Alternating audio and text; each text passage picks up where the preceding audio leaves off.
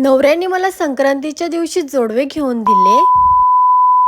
तर काय झालं, मला औषधाचं सामान घ्यायचं होतं. मी बोलले, "चला माझ्यासोबत तुम्ही पण आणि मला थोडं सामान घ्यायचं आहे."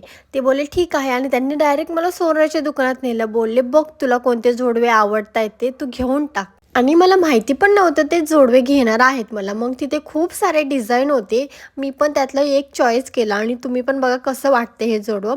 मग तेच माझ्या पायामध्ये घालत होते जोडवे.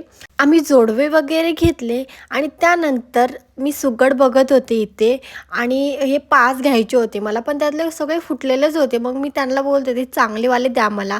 आणि इकडे वंशाचं सामान पण घेतलं, जे काय काय लागते ते. त्यानंतर घरी गेले आणि घरी गेल्या-गेल्या पहिल्यांदा रांगोळी काढून घेतली आणि कशी वाटते रांगोळी तुम्ही मला कमेंटमध्ये सांगा.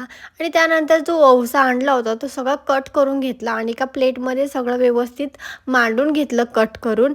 आणि जे सुगड आणले होते त्याला धुवून सुकायला ठेवलं थोडा वेळ आणि त्यानंतर त्याच्यामध्ये पण औषधाचं सामान आहे ते भरून घेतलं.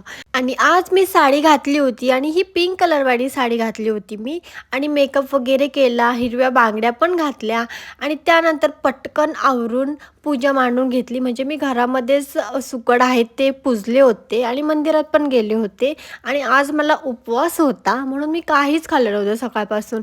आणि त्यानंतर पूजा वगैरे केली आणि स्वयंपाक पण करून घेतला आणि आज मी पुरणपोळी बनवणार होते, पण सगळे बोलले ते नाही बनवायचं आज. मग मी श्रीखंड, पुरी, परत बटाट्याची चटणी आणि वरण भात असं काही स्वयंपाक बनवला होता आणि माझा भाऊ आला होता. मग मी त्याच्यासोबत मठामध्ये गेले होते. तो बोलला, "जाऊन येऊया आपण."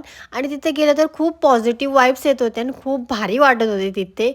मग पाया वगैरे पडलो आणि तिथे पण थोडेफार फोटोज वगैरे काढले आणि मला उपवास सोडवायचा होता. मग पटकन पाया वगैरे पडलो आणि निघालो घरी जाण्यासाठी आणि घरी जाताना श्रीखंड घेऊन गेलो आणि असं होतं माझा आजचा दिवस. भेटूया नेक्स्ट ब्लॉगमध्ये. Bye bye.